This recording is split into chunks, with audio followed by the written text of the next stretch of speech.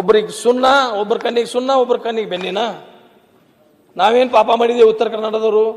ಇದಕ್ಕಾಗಿ ನಾವು ನಮ್ಮ ಪ್ರತ್ಯೇಕ ರಾಜ್ಯ ಕೊಡಿ, ಎಲ್ಲರೂ ವಿರೋಧ ಮಾಡ್ರಿ ಇರುವಾರ ನಾವೊಬ್ಬರೇ ಪ್ರತ್ಯೇಕ ರಾಜ್ಯದ ಕೂಗು ಮಾಡವರೇ. 224 MLAಗಳು ವಿರುದ್ಧ ಮಾಡಿದ್ರು, ಎಷ್ಟೇ ಸಂಘಗಳು ಎಷ್ಟೇ ಸಂಸ್ಥೆಗಳು ಎಲ್ಲರೂ ವಿರುದ್ಧ ಮಾಡಿದ್ರೆ ನಾ ಮಾತ್ರ ಪ್ರತ್ಯೇಕ ರಾಜ್ಯದ ಕೂಗನ್ನು ಹೋರಾಟ ಮಾಡವ. ಏನು ಇರ್ಲಿಬೇಕಾದ್ರೆ ಸಾಯಲಿ ಅಧ್ಯಕ್ಷರೇ, ಸಾಯುವ ಮಟ್ಟ ಹೋರಾಟ ಮಾಡಿದ, ಆಗ್ಲೇಬೇಕಾದ್ರೆ ಬಿಡ್ಲಿ. ಈ ತರ ನಮಗೆ ತೊಂದರೆ ಯಾರಿಗೆ ಹೇಳ್ಕೊಳ್ಳೋದು? ತಡಿಯಣ್ಣ ನೀನ ಬಸ. ಅದಕ್ಕಾಗಿ ಇದು ಒಂದು ಸರ್. ಎರಡನೇದು ಅಧ್ಯಕ್ಷರೇ, ನಮ್ಮಲ್ಲಿ ಬ್ರಿಡ್ಜ್ಗಳು ಪ್ರಾರಂಭ ಮಾಡಿದ್ದಾರೆ. ಪಾಕ್ ತಾಲೂಕಿನಲ್ಲಿ ಚಿಂಚಲಿ ಮಡವಾಳ, ನನ್ನ ತಾಲೂಕದಲ್ಲಿ ಜುಗೂಳ್ ಖಿದ್ರಾಪುರ, ಮತ್ತೆ ನನ್ನ ತಾಲೂಕದಲ್ಲಿ ಕೂಡ್ಚಿ ಉಗಾರ್, ಅದು ರಾಯಬಾಗ್ ತಾಲೂಕ ಮತ್ತು ನನಗೆ ಇಬ್ಬರಿಗೂ ಬರ್ತೈತಿ. ಇವು ಪ್ರಾರಂಭ ಎಂದಾಗಿದ್ದಾವೆ ಅಧ್ಯಕ್ಷರೇ ಅಂದ್ರೆ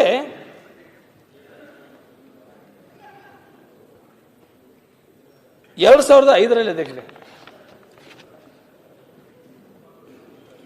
ಇನ್ನೂ ಏನಲ್ಲ ಇಲ್ಲ, ಒಂದು ಸಹ ನದಿಯಲ್ಲಿ 4 ಪಿಲ್ಲರ್ಗಳನ್ನು ಏರಿಸಿ ಮ್ಯಾಗ ಸ್ಲ್ಯಾಪ್ ಹೋಗುತ್ತಾರೆ ಅಧ್ಯಕ್ಷರೇ. ಆ ಕಡೆ ಈ ಕಡೆ ಜನ ಸಂಪರ್ಕ ಮಾಡಲಿಕ್ಕೆ ಆಗ್ತಾನೆ ಇಲ್ಲ. ಇವರು ನಮ್ಮಲ್ಲಿ ಇಲ್ಲೇ ನಮ್ಮ ಬಾಲಕೃಷ್ಣ ಅವರೇ ಅಧ್ಯಕ್ಷರಾದಾರ ಅಧ್ಯಕ್ಷರೇ. ಅವ್ರನ್ನ ಕೇಳಿ ಅವ್ರನ್ನ ಕರ್ಕೊಂಡು ಹೋಗಿದ್ದೀವಿ ಸರ್. ಐವಳಿಗೂ ಗೊತ್ತೈತಿ. ನಾವೊಮ್ಮೆ ಕರ್ಕೊಂಡು ಹೋಗಿ ಅಲ್ಲೆಲ್ಲ 3 ಬ್ರಿಡ್ಜ್ಗಳನ್ನ, 3 ಬ್ರಿಡ್ಜ್ ಒಬ್ಬೇ ಕಾಂಟ್ರಾಕ್ಟರ್ ಕೊಟ್ಟಿದ್ದಾರೆ ಸರ್. ಅವಾಗ 100 ಕೋಟಿಗೇನೋ ಕೊಟ್ಟಿದ್ದಾರೆ 5ರಲ್ಲಿ.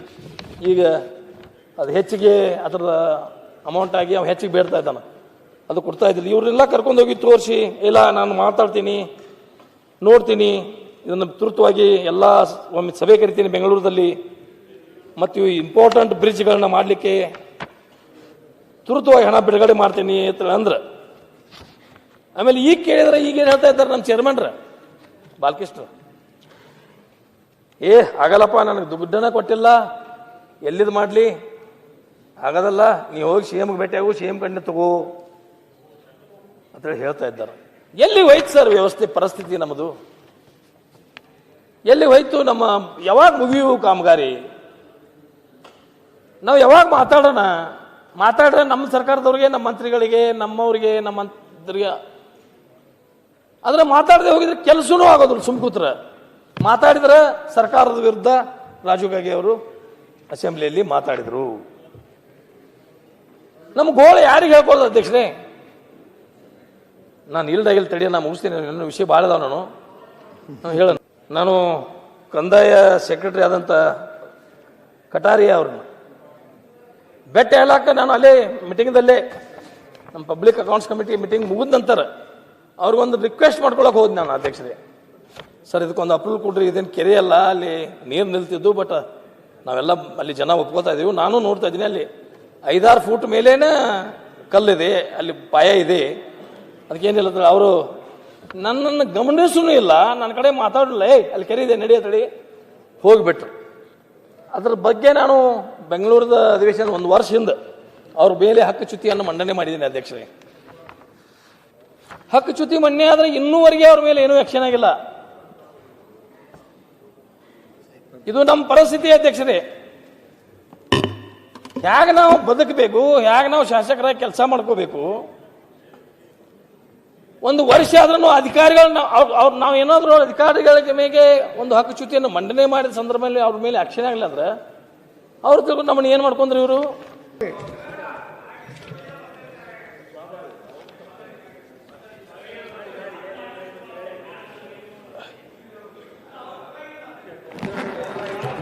ನಾವು ಬಿಜೆಪಿಯವರು ಹೇಳಿದರೆ ರಾಜಕೀಯ. ಈಗ ಅಧ್ಯಕ್ಷರೇ, ಪ್ರತಿ ವರ್ಷ ಕೃಷ್ಣಾ ಬೆಲ್ಟ್ ಇವತ್ತು ಆಲಮಟ್ಟಿ ಮತ್ತು ಹಿಪ್ಪರಗಿ ಬ್ಯಾರೇಜನ್ನು ಕಟ್ಟಿದ್ರೂ ಸಹಿತ ಬೇಸಿಗೆ ಕಾಲದಲ್ಲಿ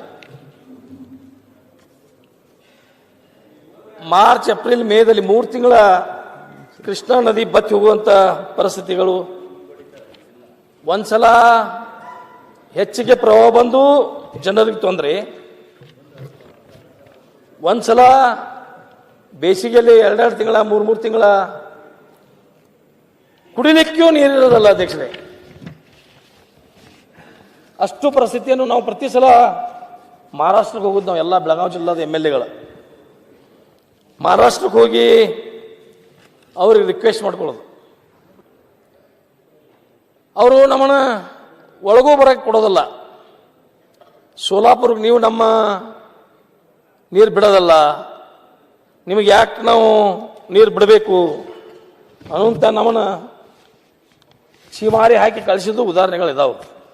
20 ವರ್ಷದಿಂದ 25 ವರ್ಷದಿಂದ ನಾವು ಮಹಾರಾಷ್ಟ್ರಕ್ಕೆ ಪ್ರತಿ ಸಲ ಒಂದು ನಿಯೋಗ ತಗೊಂಡು ಹೋಗೋದು, ಇಲ್ಲಿಯೇ ನೀರಾವರಿ ಮಂತ್ರಿಗಳು ಅಲ್ಲಿಯೇ ನೀರಾವರಿ ಮಂತ್ರಿಗಳಿಗೆ ಭೇಟಿ ಆಗೋದು, ಇದೊಂದು ಒಪ್ಪಂದ ಮಾಡ್ಕೋಬೇಕಾಗಿದೆ ಅಧ್ಯಕ್ಷರೇ.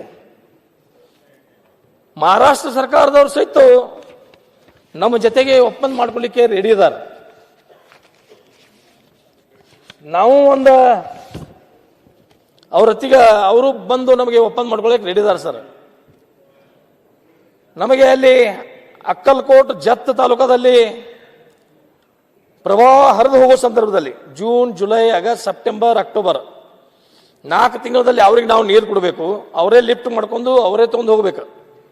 ಯಾವಾಗ ಸಮುದ್ರಕ್ಕೆ ನೀರು ಹರಿದು ಹೋಗ್ತಿರ್ತಾವ ಆ ಸಂದರ್ಭದಲ್ಲಿ ನಮಗೆ ಆ ಒಂದು ಬರ ಏನವ್ರ ಭಾಗದಲ್ಲಿ ಜತ್ ತಾಲೂಕಾ ಮತ್ತು ಅಕ್ಕಲ್ಕೋಟದಲ್ಲಿ ಬರ ಇದೆ. ಅಲ್ಲಿ ನಮಗೆ 4 ತಿಂಗಳು ನೀವು ನೀರು ಕೊಟ್ಟಿದ್ದಾದ್ರೆ ನಾವು ನಿಮಗೆ 3 ತಿಂಗಳ 2 ರಿಂದ 3 TMC ನೀರನ್ನು ನಾವು ನಿಮಗೆ ಕೊಡ್ಲಿಕ್ಕೆ ನೀಡಿದ್ದೀವಿ ಅನ್ನುವಂಥ ಮಾತನ್ನು ಅವ್ರು ಪದೇ ಪದೇ ಹೇಳ್ಬೋದು. ಅದಕ್ಕೆ ನಮ್ಮ ಸರ್ಕಾರ ಮತ್ತು ಅವ್ರ ಸರ್ಕಾರ ಒಂದು ಒಪ್ಪಂದ ಮಾಡ್ಕೋಬೇಕಾಗಿತ್ತು. ನಾವು ಪ್ರತಿ ಸಲ ಹೋಗೋದು ಅವ್ರು ನಮಗೇನು ಬಿಡೋದಿಲ್ಲ, ಅವ್ರು ನಮಗೆ ಮರ್ಯಾದನೂ ಕೊಡೋದಿಲ್ಲ, ಅವ್ರಿಗೆ ದುಡ್ಡು ತುಂಬ್ರಿ. ಅವ್ರು ಪ್ರತಿ ಸಲ 2 ಕೋಟಿನೋ ದುಡ್ಡು ತುಂಬಬೇಕಾದೈತಿ. ನಾವು ದುಡ್ಡು ತುಂಬುವಂಥ ಪರಿಸ್ಥಿತಿ ಬಂದ್ರೆ ನಾವು ದುಡ್ಡು ತುಂಬಿದ್ರೂ ನೀರು ಬಿಡೋದಲ್ಲ ಅಧ್ಯಕ್ಷರೇ. ಇದು ಸಹಿತ ಒಂದು ಬಹಳ ಪ್ರಮುಖವಾದಂಥ ವಿಷಯ.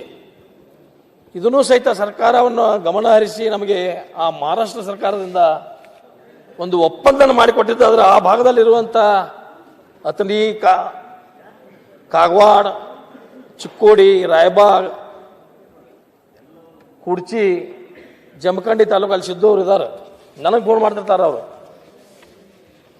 ಅದಕ್ಕಾಗಿ ಈ ನದಿ ಬತ್ತಿ ಹೋಗಬಾರ್ದು ಅನ್ನುವಂಥಕ್ಕಾಗಿ ಮಹಾರಾಷ್ಟ್ರದಿಂದ ನೀರು ಬಿಡಲಿಕ್ಕೆ ಒಂದು ಒಪ್ಪಂದ ಮಾಡಿಸುವಂಥದ್ದು ಬಹಳ ಅವಶ್ಯಕತೆ ಇದೆ ಅನ್ನುವಂಥ ಮಾತನ್ನು ಈ ಸಂದರ್ಭದಲ್ಲಿ ಹೇಳಿಕ್ಕೆ ಬಯಸ್ತೇನೆ ಅಧ್ಯಕ್ಷರೇ. ಓಕೆ. ಆಮೇಲೆ ನಮ್ಮಲ್ಲಿ ಪ್ರವಾಹ ಬಂದ ಈಗ ತಾನೇ ಮುಖ್ಯಮಂತ್ರಿಗಳಿಗೆ ಒಂದು ಜನ ಬಂದಿದ್ದು ಸರ್ ನನ್ನ ಮತಕ್ಷೇತ್ರದಲ್ಲಿ. ಹೋದ ಸಲ ಪ್ರವಾಹ ಬಂದಾಗ ಜುಗೋಳ್, ಮಂಗಾವತಿ, ಶಾಪುರ್ ಅಂತ ಊರಿದ್ದಾವೆ ಸರ್. ಫಸ್ಟ್ ಮಹಾರಾಷ್ಟ್ರ ದಾಟಿದ್ರೂ ಅವೇ ಊರುಗಳು.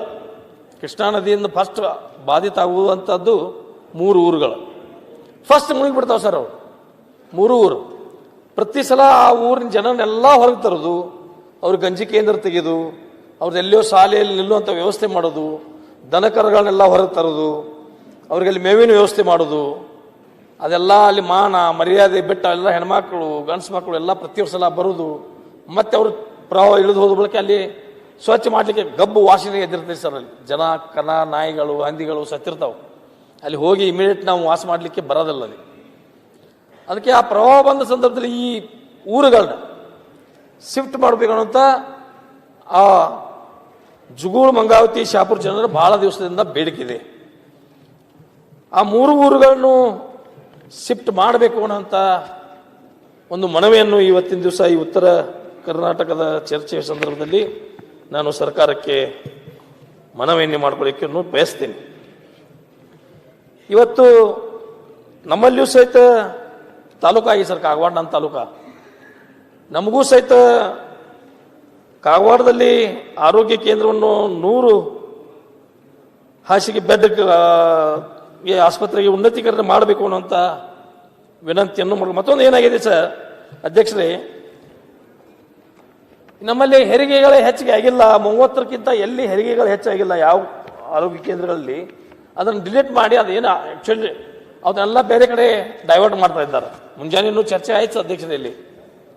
ಅದಕ್ಕಾಗಿ ತಾಲೂಕಾ ಆರೋಗ್ಯ ಕೇಂದ್ರದಲ್ಲಿ ಆದ್ರೂ ಹೆಚ್ಚಿಗೆ ಫೆಸಿಲಿಟಿ ಇಟ್ಕೊಂಡು ಉನ್ನತೀಕರಣ ಮಾಡಿ ಅಪ್ಗ್ರೇಡ್ ಮಾಡಿ ಆ ತಾಲೂಕಾ ಹೆಡ್ ಕ್ವಾರ್ಟರ್ದಲ್ಲಿರುವಂಥ ಆಸ್ಪತ್ರೆಗಳಿಗೆ ಹೆಚ್ಚಿಗೆ ಒತ್ತು ಕೊಡಬೇಕು ಅನ್ನುವಂಥ ಬೇಡಿಕೆಯನ್ನು ನಂದು ಈ ಸಂದರ್ಭದಲ್ಲಿ ಸರ್ಕಾರಕ್ಕೆ ಒತ್ತಾಯವನ್ನು ಮಾಡ್ತಾ ಇದ್ದೀನಿ ಅಧ್ಯಕ್ಷರೇ.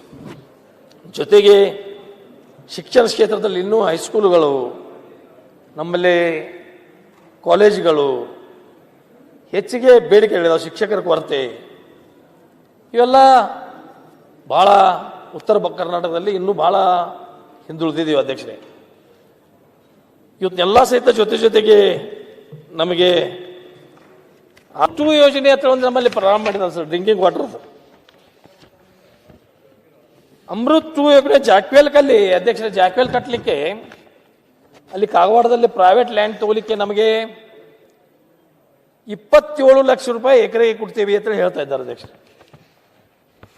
ಅಲ್ಲೇ ಪಕ್ಕದಲ್ಲಿ ರಾಯಬಾಗ್ ತಾಲೂಕದಲ್ಲಿ ಕೆಮ್ಲಾಪುರ ಅಂತ ಒಂದು ಊರಿದೆ ಅಧ್ಯಕ್ಷರೇ. ಕೆಮ್ಲಾಪುರದಲ್ಲಿ ಸೇಮ್ ಜಮೀನು, ಸೇಮ್ ನದಿ, ಅಲ್ಲಿ ಅಕ್ವಿಷನ್ ಮಾಡ್ಕೊಂಡಿದ್ದಾರೆ 52 ಲಕ್ಷಕ್ಕೆ ಜಾಕ್ವೆಲ್ ಕಟ್ಟಲಿಕ್ಕೆ. ನಮಗೆ 27 ಲಕ್ಷ ರೂಪಾಯಿ ಕೊಡ್ತೀರಿ ಅಂದ್ರೆ ಅಲ್ಲಿ ಹೆಂಗೆ ರೈತರು ಒಪ್ಕೋತಾರು?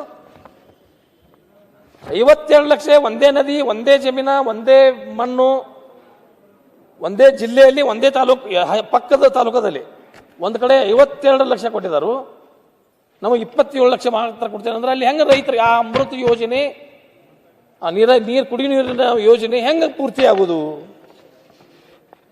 ಮೇನ್ ಎಲ್ಲಿ ನಾವು ಪಂಪೋಸ್ ಕುಣಿಸಿ ನೀರು ಲಿಫ್ಟ್ ಮಾಡ್ತಾ ಇದ್ದೀವಿ, ಅಲ್ಲೇ ನಮಗೆ ತೊಂದರೆ ಬಂದರೆ ಮುಂದಿನ ಊರುಗಳಿಗೆ 10-20 ಕಿಲೋಮೀಟರ್ ನೀರು ಒಯ್ಯೋದು ಹೇಗೆ?